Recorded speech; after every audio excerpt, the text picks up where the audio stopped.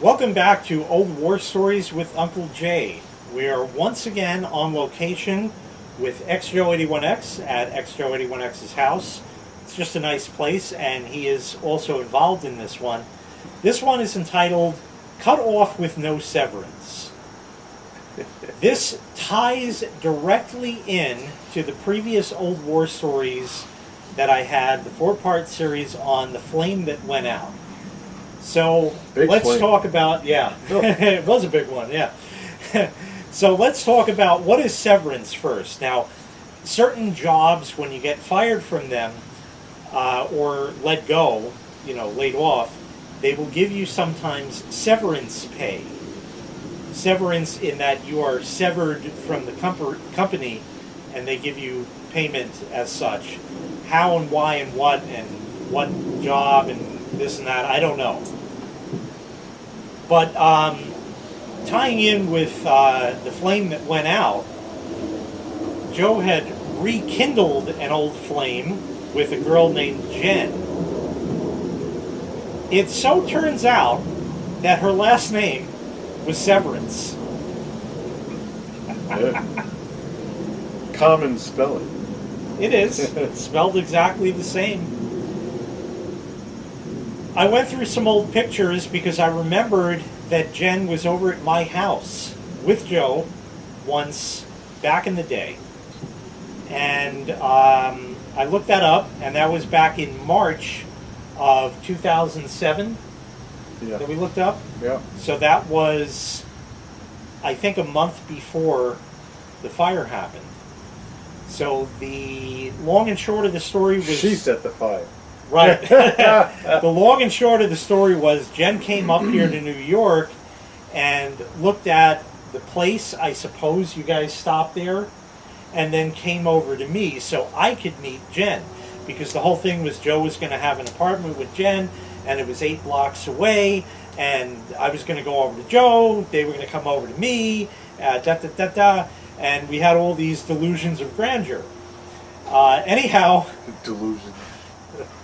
Jen came, and I met her for the first time. I took Joe aside, and I said, "Really?" Yeah, you know, like when your friends and family have to, like, an unbiased, "Oh, we love her," and then, well, comedically, if it's like, "Oh, we broke up," "Oh, really? Oh, I really didn't like her," it gets, So what I'm going to do now is I'm going to cut the video right here, and I'm going to put in, not on top of us like I did in the Flame That Went Out story, I'm going to just cut in the pictures myself, and I'm going to do a voiceover.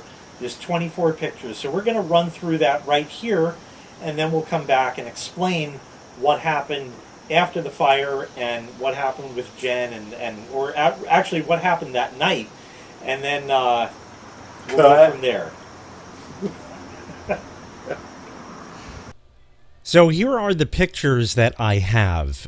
These were back from March of 2007. Had Joe and Jen over, my first time meeting her. I have on my apron, and I'm at the stove, and I'm starting to make a stir fry that I've been making for years, back even when I was in my apartment.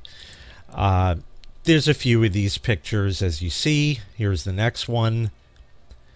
And just posing for the camera.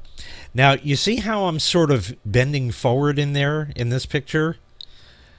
Keep that one in mind. Now we'll go to the next one. Now I'm on the floor. Remember this picture, and I will explain in a few moments why. And just some other pictures of the kitchen here. Still at the stove. Jen is at the counter. Not sure what she's doing there at that point in time. Next picture. That was a bowl that the orange peppers that are in the pot on the stove were in. And why I'm holding it up to my forehead, I don't know. We were drinking, and that should explain it.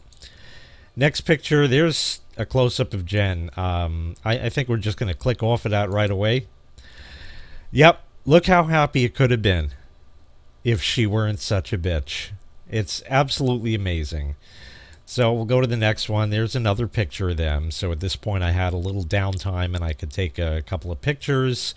We were all so much younger, of course, at the time. Joe took that, I think. There's just a bunch of pictures, drunken pictures in here.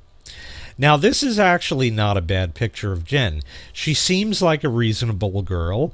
She's there. She has a glass with a straw and she's having something to drink, whatever it is. Might have been alcoholic. Who knows? I don't remember. It's been too long, but looks like an unsuspecting girl kind of thing. We'll go to the next picture. Joe took this. The bluish, whitish thing in the bottom right of the picture is my water cooler. He set the camera on there on like a self-timer kind of thing and took that. This one, I'm up at the little board that I have there. Don't know what I'm putting up there.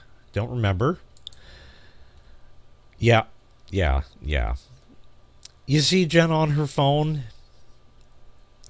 That is going to be something very important later on. We'll go to the next picture. At this point, Joe is cowering in a fetal position on my old living room couch. And what happened back in the day with Joe is when he would get drunk, he would just, lay on the couch and like, that's it, I've had enough to drink kind of thing. Go to the next picture. He woke up at this point, and now we're down at the bar. And yes, that is a Casio calculator watch. I still have that. It needs a new band, but indeed, it is still there. And that's what I used to wear back in the day. These are mainly just pictures of me. Here I am, just found a little resting place for my chin, I guess. Yeah. So we'll go to the next one. Just another random neutral kind of look. My eyes are starting to slide off the side of my face, so that was pretty good. And I have no idea with this one here. Just maybe I took that as a selfie. The beer, I was on the Coors Light Hard even then. And that's I believe the last picture there. That bottle that is on the bar, that is not the beer bottle, I don't remember what that was. It may have been Southern Comfort. And for that, I actually have a little bonus, which is a video. Now, there's no sound in this video, but I'll let you watch that right here. I honestly have absolutely no idea what's going on in this video. This is as good as the quality gets. I think I have the contents of that bottle in a shot glass, and I'm saying how awful it is because I kind of met my match with Southern Comfort back in the day, so I'm kind of licking it, tasting it, so to speak. And finally, hey, it's still booze, so down the hatch. And, yep, it was pretty awful. So that was Jen. And I touched upon a few interesting things. So I'm going to explain here. Jen she reminds me of Judge Judy. Because Judge Judy will be saying, so what were you doing on the night in question? Well, Your Honor, you see, I was... And then she goes on and says, I'm not talking to you! Or, zip your lip! Or something like that. And another famous line from Judge Judy is, I am speaking! I am speaking! In that she is never to be interrupted. Jen was Judge Judy. She was Judge Jen. Same J. Judge Jen. Same J. I remember she was telling a story or something, and I'm kind of like, oh yeah, I remember. And she's like, I am speaking! I wanted to just interject to have a normal conversation like you would do with anybody else. And it was like she had the floor, and that was the end of the world right there. Nobody could say a fucking word until she was done. And that was the picture where you saw me on the floor because I was bowing down to her. Yes, Master. Exactly. And another picture that you saw was her on her phone. Her on her phone, that was the other thing. She was on her phone incessantly. All the time. That phone rang, everything stopped for her phone call.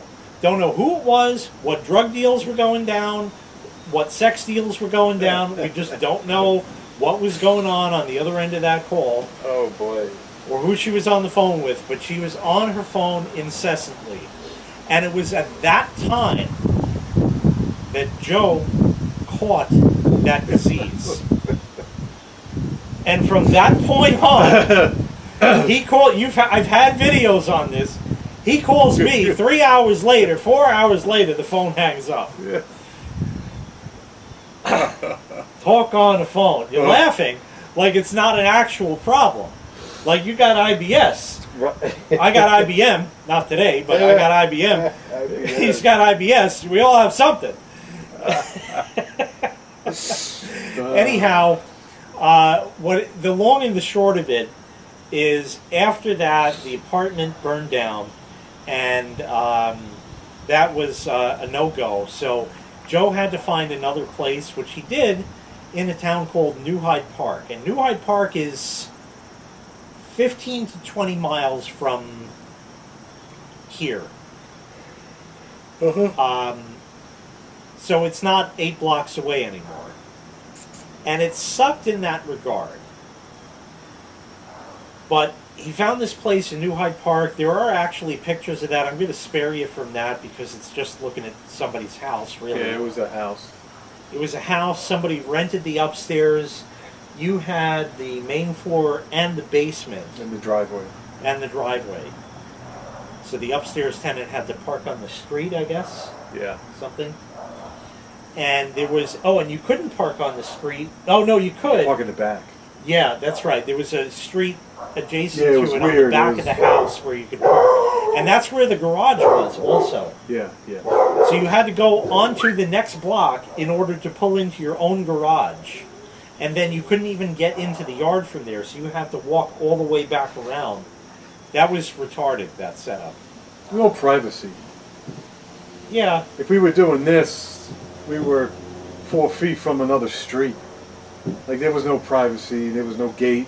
Right, and it was on a main road also, so there was always traffic. Yeah, the front was a disaster. Backing out. In the morning must have been hell, I remember. You would have to almost sacrifice the back end until you could pull out.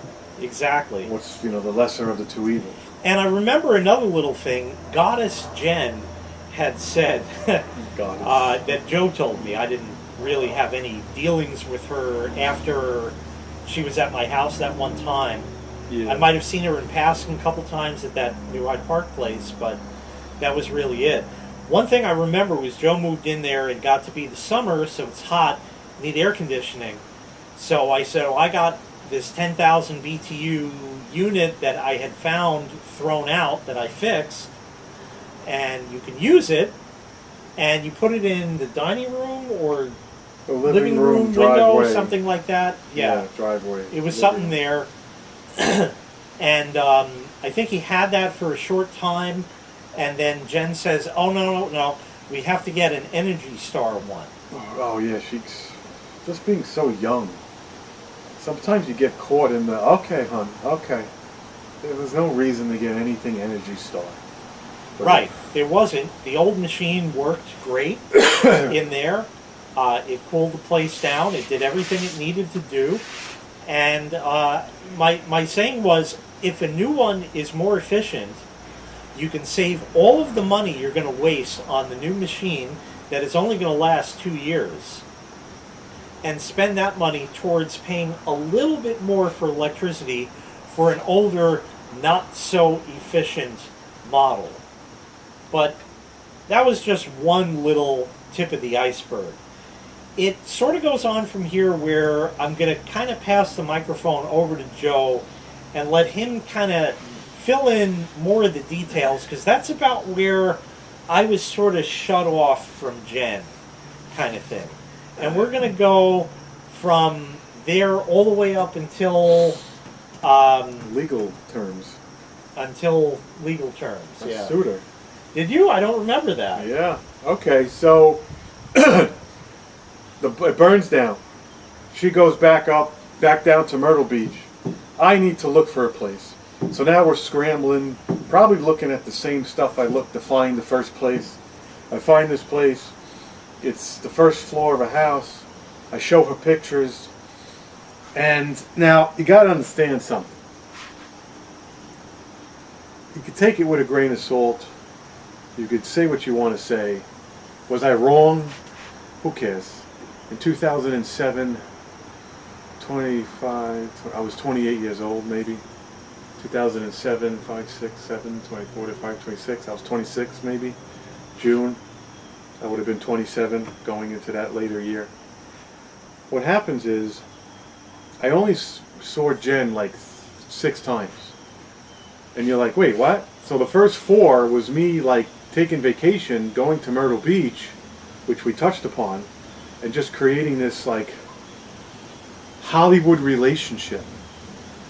Going down, having a great time, eating, fooling around, just being young. And what you do is the Hollywood relationship is glitz, glam, single, money, bang, bang, boom, and then it's like, other than having a child, it was almost like, I love you, let's get married. And it was like, whoa, whoa, whoa. And then, so that's what it was. I don't even think we even had a year anniversary before we started thinking about living together. So that was that. It was a Hollywood relationship. We already were in college, previous years. We already did this, we already did that. It wasn't another notch on the belt. You know that I don't like this, you know that I don't like that. So it was just like, we were older, we rekindled, and maybe we thought it would work. I'm going to say one thing that I do regret. I use regret loosely. We found the apartment in New Hyde Park. Pictures, okay, let's move. So she's going to go and get a U-Haul in Myrtle Beach. I'm going to be in charge of that, and she's going to take her car, and we're going to drive from Myrtle Beach to New Hyde Park. I get up there. I hope you're going to tell the part that I'm laughing about. Well, when I got to New Hyde Park? Yeah, as soon as you got to, or no, on the bridge. Well, on the bridge, that should have sealed. There's a lot of parts that should have sealed the deal. So let me say something real quick. When I went down there, every time I went down there, I was met with sex. Okay? She picked me up from the airport, we went back to her apartment, we got a bite to eat, we fooled around, and she went back to work. Okay, who cares, right? It happens, whatever. Well, I came down the last time, and I was met with resistance. I'm 41 now. I was met with stuff that I know now that I didn't know then. Body language, resistance, turn off, just everything was like, I barely got a greeting. I don't even think I got picked up by her. Didn't have sex. Wow. Didn't have sex, which is not a big deal, but I didn't know these parts, but all right. And I felt like she worked that day. She came back, and I was like, hi. So it was like, are you upset that you're leaving this? Because then I could understand. But you weren't this way going into the first apartment. You were like down here, it was great, oh my God. So then down the road, which is like 2-3 days, because she had to pack. Oh, and let me tell you nothing, I'm sorry with the little stories, but it's popping in. Another thing about her is that she wasn't ready to leave. I literally walked into the apartment, and it was like the day I met her. Candles, tables, nothing was, she wasn't ready. So I was like, we're picking up the U-Haul. I guess it was 2 or 3 days. It wasn't that day. And it was just, I can't explain it. It was just completely unprepared, like I'm not really leaving even though I'm leaving. It was just like, and then something got me. Something somewhere got me. The guy across the street, across the hall, she lived in a complex. She had a complex, but all right. Yeah. Something was off. Like she slept with this guy, and the girl that he was with was a really nice girl. She might have been a police officer down in South Carolina, and he might have been a lowlife living in this like studio apartment for like $450 a month back then, which is like nothing. Something clicked. I don't know if I was told. I don't know if I got drunk. Something clicked with that I can't remember, where I think she slept with the guy across the hall, or was sleeping with him. So we ended up packing the stuff. Again, I'm not lying. Every second leading into getting in the truck was like, I should have just ran away. I should have just ran away. If it was right now, I would pack my stuff, walk out the door, and Uber it to the airport, sit in the airport like an idiot, and just take the next flight to New York. See, that's the thing. You have to remember that at the 27? age that we were at the time, okay, male, hungry for some, all of that kind of stuff. You have to remember that for right. males, God gives you a penis and a brain, but only enough blood to run one at a time. When you're younger, the blood is pumped down. As you get older, it's pumped up. Right. So it was pumped down, and that's where the thinking was happening. And just, I'm not going to dwell on it. He got the bad vibes then, and it was immediately this shouldn't be a go. Nope. At all, but you pressed on. Yep, so we got in the trucks. We got in her car, which was like, I think, a 5-speed Saturn. Yep. She had a dog and a cat. Lola. Lola. I don't remember the cat. And, she hugged and kissed her friends. And we fucking pulled out a goddamn map and went pretty much, I think, 95 all the way down until, we got here. We stopped along the way for random gas and stuff. We both had phones, so we were always, okay, we're going to exit 14. Okay, exit 14, bye, click. Halfway down the trip, maybe we were talkative, but not really, but who knows who the hell she was talking to. And then we got over the bridge. I want to say I was in the U-Haul, so it was George Washington Bridge. You were in the U-Haul. So it would have been like George Washington Bridge to either Whitestone or Throgs Neck to whatever. You can look this up on the map. And I got over the bridge and I was doing good. And then... Oh, a cliffhanger. Yep, that's right. You're going to have to wait until the next part, which will be posted next Sunday, to find out exactly what did happen on the bridge. With that, I thank you very kindly for watching, and I greatly appreciate it. There is a link in the description below to XJoe81X's channel, so make sure you go there and subscribe. And I thank you once again. Take care, and we'll see you next time. Bye-bye.